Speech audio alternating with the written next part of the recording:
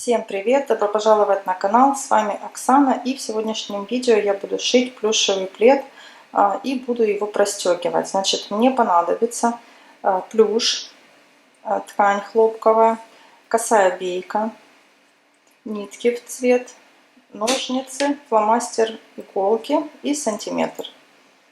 Сейчас мне необходимо вырезать из хлопка и из плюша две детали размером метр на 80 сантиметров, и также я добавлю по 1 сантиметру на припуске. Я уже подготовила ткань, вырезала плюш, также хлопковую ткань, обрезала кромки, прогладила хлопковую ткань горячим утюгом и также прогладила косую бейку, потому что она тоже может дать усадку после стирки, поэтому лучше ее тоже прогладить.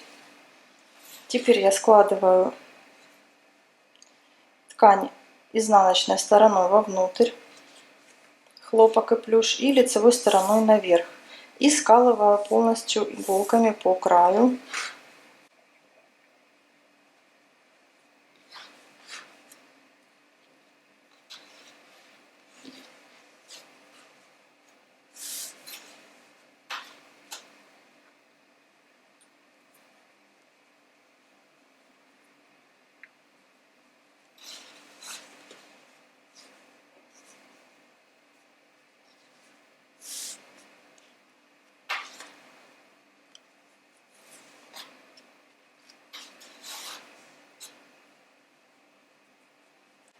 Я уже сколола ткань вот здесь вот по краю. И также сколола посередине, вот здесь по вдоль диагональной линии. Я буду ориентироваться по пупырышкам. Шить я буду между пупырышек, вот здесь сшивать буду. Поэтому я сколола вдоль вот этой линии, где я буду сшивать, я сколола все иголками. Для того, чтобы ткань не двигалась, и чтобы она не сместилась, и ровно лежала в этом месте, вот в котором я буду прокладывать строчку. И сначала я сшиваю вдоль одной длинной диагональной линии, затем точно так же сколю и буду сшивать крест-накрест, вот так вот тоже вдоль другой диагональной линии. И строчки все я буду стараться прокладывать между пупырышек, чтобы не нарушить их, и чтобы они остались вот в таком же виде, вот в котором они есть.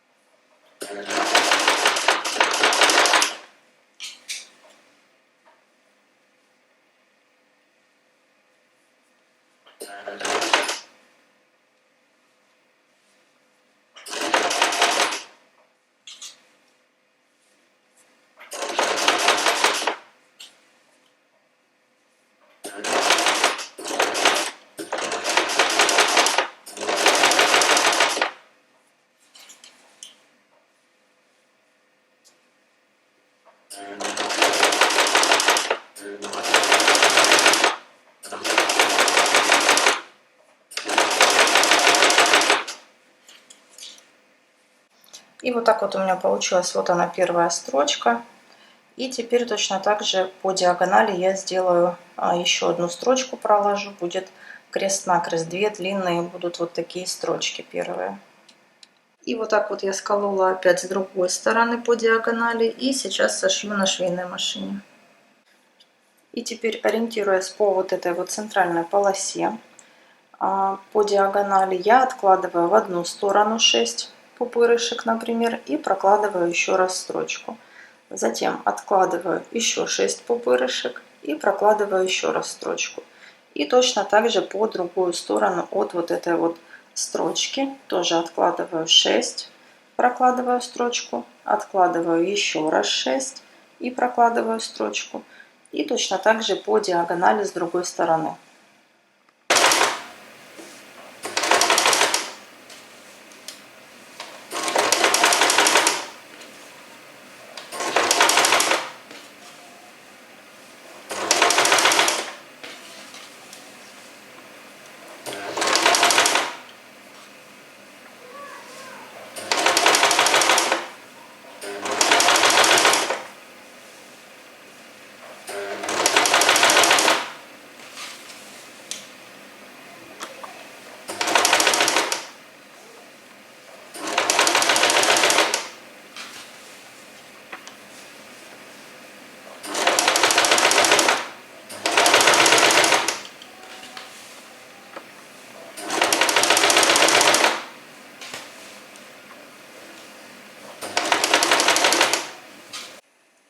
Я уже прошила весь плед, мне осталось здесь проложить еще одну строчку, одну большую и одну поменьше. Вот так вот у меня получилось, если видно, здесь у меня вот ромбики такие, значит, расстояние от строчки до строчки у меня получается 15 сантиметров. И по 8 пупырышек вот я отступала от строчки до строчки, получается у меня вот по 8 пупырышек. И, естественно, размер квадратов получился 15 на 15. И вот так вот с другой стороны тоже. Вот, видно, здесь вот прошиты вот такие ромбы получились. И сейчас я еще до конца прошью. Здесь у меня вот с краю чуть-чуть плюш растянулся, чуть-чуть вытянулся, поэтому я его аккуратно здесь обрежу и буду пришивать косую бейку.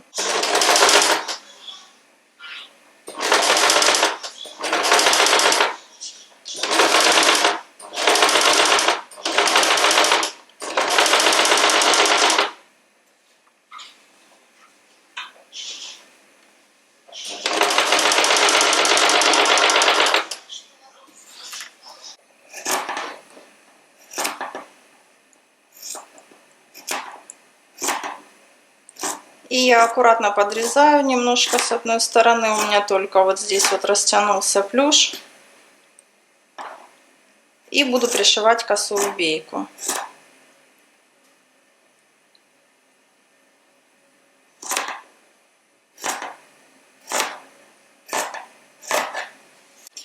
И теперь я буду пришивать косую бейку по краю. Вкладываю сюда пледик вовнутрь и пришиваю.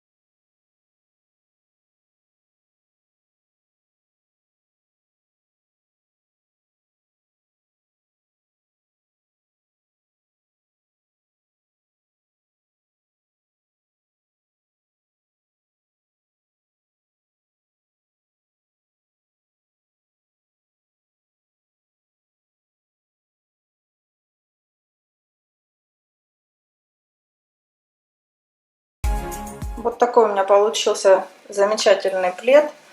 Он весь прошит вот ромбами, видно. И с обратной стороны тоже вот так вот получилось. Потому что спрашиваете, иногда пишете, удобно ли, когда плед сшит только по краям, а посередине он не прошит и не двигается ли ткань, не смещается между собой, вот эти два слоя. И вот можно сделать вот такой вариант, прошить его полностью, простегать. И я думаю, что в этом видео вы как раз увидели, как это можно сделать, поэтому можете простегать пледик, если вам так будет удобнее, лучше. Если вы считаете, что так будет намного лучше. Ну, конечно, смотрится тоже очень красиво, да. И ткань вот она плотно прилегает, естественно, плюш с хлопком, они прошиты, поэтому уже никуда ничего двигаться точно не будет.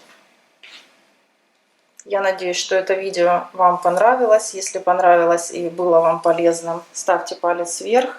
Я буду вам очень благодарна. Подписывайтесь на канал. И на этом все. Я хочу с вами попрощаться. Всем пока.